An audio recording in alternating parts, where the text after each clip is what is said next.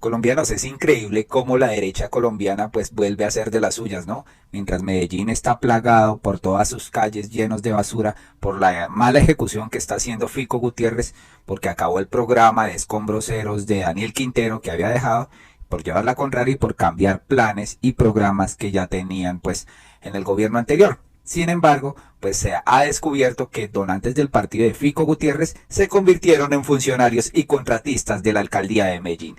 Increíble, señores, cómo devuelven las cuotas burocráticas por haber apoyado esta campaña del señor Fico Gutiérrez. Pues personas que aportaron dinero a estas campañas de concejales de Creemos, partido político de este señor, fueron contratadas en la alcaldía de Medellín o convertidas en funcionarios. Esta es la historia. Pues varias contrataciones recientes en la alcaldía de Medellín pasarían inadvertidas si no fuera porque al cruzar la información con el reporte de donantes de campañas de candidatos del partido político de Federico Gutiérrez se encuentran varias coincidencias. El primer caso es el de Catalina Hoyos López, comunicadora social y periodista que el pasado 1 de febrero firmó un contrato de prestación de servicios en la alcaldía de Medellín para acompañar el seguimiento y control a la estrategia comunicacional de la Secretaría de Participación Ciudadana. La vinculación de Hoyos López será por 3 meses, hasta el próximo 30 de abril, y recibirá en total 17 millones de pesos. La periodista le donó 5 millones de pesos a la campaña de Andrés Felipe Tobón Villada en el 2023. Tobón es el actual presidente del Consejo de Medellín, quien llegó a esa corporación a través de la lista del partido Creemos que lidera el alcalde Federico Gutiérrez. Además, Catalina Hoyos acreditó 3 años y 11 meses de experiencia profesional más la reciente en Baos y Orozco SAS. Empresa fue fundada en el 2019 por Mateo Gómez Baos y Pablo Orozco. Gómez Baos fue contratista durante la primera alcaldía de Federico Gutiérrez y según una investigación de La Silla Vacía, coordinó una estrategia de cuentas falsas en X antes de Twitter para promocionar la gestión de Gutiérrez en esa época. Gómez Baos también fue el estratega digital de Federico Gutiérrez durante su campaña presidencial del 2022. Catalina Hoyos estará bajo la dirección del secretario de Participación Ciudadana, Camilo Cano Montoya, quien en el 2023 fue el director de comunicaciones del partido Creemos y en el 2022 trabajó con Fico en su campaña presidencial. En el listado de donantes del concejal Tobón también aparece Juan David Trujillo Vélez, el aparente y más generoso que tuvo Tobón, pues le donó 40 millones de pesos. Trujillo es hoy director técnico de la Subsecretaría de Salud Pública. Por otro lado, en la lista de donantes de la concejal María Paulina Suárez Roldán, también electa por la lista de Creemos, figura Valeria Molina Gómez, quien le aportó a Suárez un poco de más de 33 millones de pesos para su campaña política en el 2023. Desde el 6 de diciembre del año pasado, Federico Gutiérrez anunció que Molina sería la próxima secretaria de las mujeres de Medellín. Se posesionó en el cargo comenzando el 2024, señores. Valeria Molina Gómez trabajó en la primera alcaldía de Federico Gutiérrez en varios cargos, incluso como secretaria de las mujeres y secretaria de Participación Ciudadana. Alejandro Devedut fue otro de los concejales que ganó una curul por Creemos. El hoy cabildante recibió el año pasado una donación de 2 millones de pesos de Laura María Hernández Ramírez. Hernández fue nombrada el pasado 3 de enero como subsecretaria de Seguridad y Convivencia. Hernández también fue funcionario y contratista durante la primera alcaldía de Fico Gutiérrez entre el 2016 y 2019. Ellos ya saben cómo funciona esto con lo de las donaciones, ¿no? Y es que es rentable donarle a Fico Gutiérrez en campaña, pero la contratación de varios donantes a sus concejales electos no es una práctica nueva de Federico Gutiérrez. Durante su primera administración, varios aportes a su campaña se llevaron contratos, tanto personas naturales como empresas. Por ejemplo, Manuel Villa Mejía, abogado de Medellín, le donó en el 2015 más de 6 millones de pesos a la campaña de Federico Gutiérrez a la alcaldía. Villa luego fue nombrado secretario privado de Fico y actualmente es el secretario de Seguridad y Convivencia de la ciudad. Otro caso fue el de Carolina Ramírez Rubio, también donante y posterior contratista de la alcaldía de Medellín durante el primer paso de Federico Gutiérrez. Ramírez le donó casi 9 millones de pesos a la campaña en el 2015 y luego fue contratada en el 2017 como asesora de comunicaciones del Instituto de Deportes y Recreación en Medellín. Por los lados del sector empresarial también hay coincidencias entre los registros de donantes de Fico Gutiérrez del 2015 y los contratos firmados durante su primera alcaldía. En el caso de Distrio Garzás, empresa dedicada a la confección de artículos textiles, le donó 10 millones de pesos en el 2015. Luego, en los 4 años posteriores del mandato de Medellín, Distrogar se ganó 5 contratos por más de 211 millones de pesos. Integración S.A. también donó a la campaña de Fico Gutiérrez en el 2015 y en esta ocasión su aporte fue de 42 millones de pesos. Entre el 2016 y 2019, Integración S.A. se ganó 5 contratos con entidades públicas de Medellín por más de 1.400 millones de pesos. Es muy rentable donar a la campaña de Fico Gutiérrez porque luego contratan a toda esta gente. Increíble, señores, esta denuncia que hacen, ¿no? Por otro lado, la señora Katy Jubinado resulta que mostró su verdadera cara uribista. Ahora hace burlas a los petristas diciendo que las bodegas se activaron y todo, pero es que los hechos hablan por sí solos, ¿no? La famosa señora que se hizo elegir diciendo que iba a votar por Petro, le hizo campaña a Petro y ya cuando ganó votos y ganó allá, pues su curul en el Congreso, pues ahí sí la señora se le olvidó todo, ¿no? Pues Levi Rincón dice, acabo de ver un video de la señora Jubinado cayéndole a Petro de la misma forma que lo hacen JP Hernández y el señor Polo Polo. Les dieron el mismo libreto a los tres. Esa campaña de la derecha para que gane Caballo, Claudia López, va con toda pues. Vida tan hijo de tantas, ¿no? Y vamos a ver el video que dice pues aquí Levi Rincón. Increíble cómo ataca al gobierno. Oigan, hasta que el presidente Petro trinó lo que muchos temíamos que iba a trinar. Un llamamiento, una ruptura institucional porque no lo dejan gobernar. Un llamamiento al caos peligroso que solo busca cubrir la incapacidad. No hay que ser hincha del fiscal Barbosa ni de la procuradora para saber que los escándalos del gobierno Petro los provocan ellos mismos. Presidente Petro, entonces los presuntos delitos de su hijo por posible enriquecimiento por lavado de activos son culpa de la institucionalidad. Que su misógino canciller haya actuado contra la ley en una licitación que él armó y luego desbarató es culpa de la institucionalidad. Que le investiguen las cuentas de su campaña como nos las investigan a todos por presunta violación de topes es culpa de la institucionalidad. Una cosa es que investiguen, claro que pueden investigar, que allanen a FECODE, que intenten pues vincular una donación que no se hizo para generar ruido, no lo creemos, Katy Jubinado.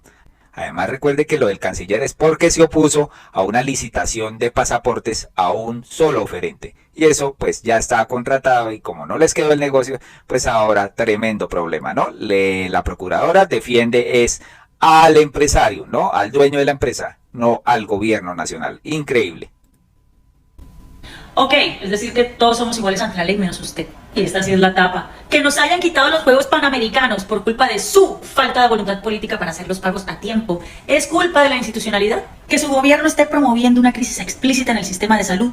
Que retengan los pagos que le den al sistema, que dejen perder 70.000 millones en vacunas, que no sean capaces de rescatar el INVIMA, que los pacientes de alto costo y de enfermedades huérfanas ya estén viendo interrumpidos sus tratamientos por culpa de su negligencia, es culpa de las instituciones, que su gobierno le esté entregando el territorio a los grupos ilegales con su fracasada paz total y que ha permitido una expansión del 20% de estos grupos en menos de un año, es culpa de las instituciones, que no hayan ejecutado las acciones de prevención para enfrentar el fenómeno del niño y que haya una total opacidad y politiquería en la Unidad Nacional de Gestión de Riesgo, es culpa de las instituciones. Y esta, que su esposa ande con María Antonieta por el mundo con una corte de asesores y estilistas de manera ilegal y con los impuestos de los colombianos, es culpa de las instituciones. Ay, presidente Petro, yo y millones que votamos por usted le queremos decir, a usted nadie lo va a tumbar, a usted nadie lo va a derrocar. Aquí el único que se sabotea es usted mismo, con su intransigencia, con su falta de planeación, con su falta de liderazgo, con su falta de organización. Yo como congresista, y sé que millones de ciudadanos que no somos petristas, pero que votamos por usted, lo único que le pedimos es que trabaje,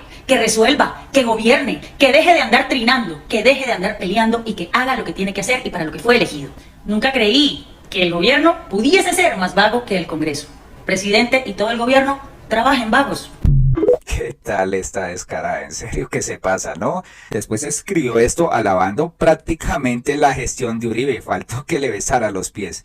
Resulta que este mensaje va para el gobierno, ¿no? Y para todos los colombianos. Miren lo que dijo.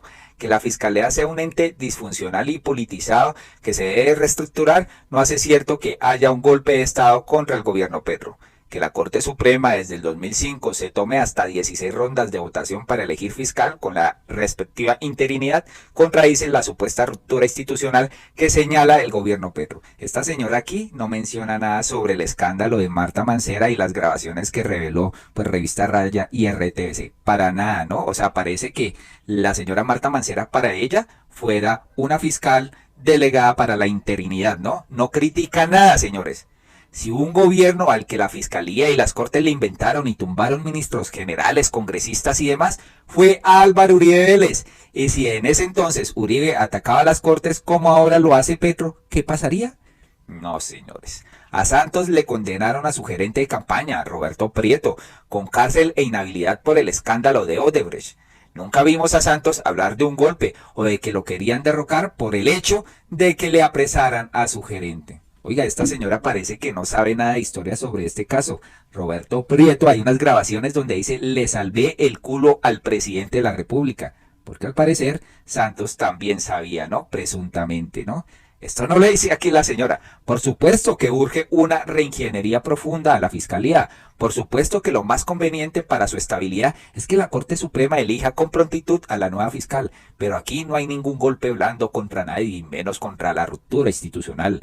Lo que sí es evidente, y para lo que hay todos los soportes, es que el continuo autosaboteo del presidente Petro y de su gobierno, que por acción u omisión producen un escándalo semanal y terminan culpando a los demás de su propia incapacidad para dar resultados después de año y medio de gobierno, pues nadie los va a derrocar. Y todos sabemos que en el 2026 terminarán sus mandatos. La pregunta es, ¿cuándo piensan empezar? Esto es lo que dice. Hasta ahora la necesidad de construir el relato falaz de un golpe blando no es más que una confesión del propio fracaso. Por supuesto, antes que pasar a la historia como un gobierno irrelevante e incapaz, parece más atractivo inventarse una guerra inexistente y simplemente dedicarse a pelear por los 2 años y medio que le restan. Me da tristeza por Colombia, que creyó que creímos en una posibilidad de cambio, cada día menos viable, cada día menos real. Esta señora sí realmente es una tristeza como congresista. Carlos Carrillo le dice, la ingenuidad no es un rasgo creíble en los políticos, mucho menos el claudismo. La oposición a este gobierno no ha tenido comparación. ¿Que ha habido errores? Por supuesto, pero salir con el cuento de que Petro ha tenido las mismas garantías que Duque, Santos y Uribe es simplemente desconocer la realidad. Las derechas sabotean al gobierno día y noche. La derecha uribista y la derecha morronga están hombro a hombro viendo cómo boicotean, ¿no? A esta señora se le olvida. Otra persona le dice, claro, Katy, porque un fiscal general empieza a compulsar copias para ambientar un juicio político contra el presidente, cuando éste no tiene las competencias para hacerlo, es un relato falaz. ¿Sabes qué es falaz? Que creas que simpatizar con la derecha y ultraderecha del país vas a revivir el nuevo centro a través del claudismo. Eso sí, solo se lo creen ustedes, señores. Lamentable, camaleónica, la señora Katy Jubinado. Y es que aquí se lo dicen, qué personaje tan decadente y oportunista se ha vuelto Katy Jubinado. Ahora está comparando a Gustavo Petro con un tipo que chuzó a las altas cortes, metió paramilitares a Palacio y convirtió el Estado en un feudo para amarrarse al poder. ¡Qué despropósito! Miren lo que dice Katy Jubinado.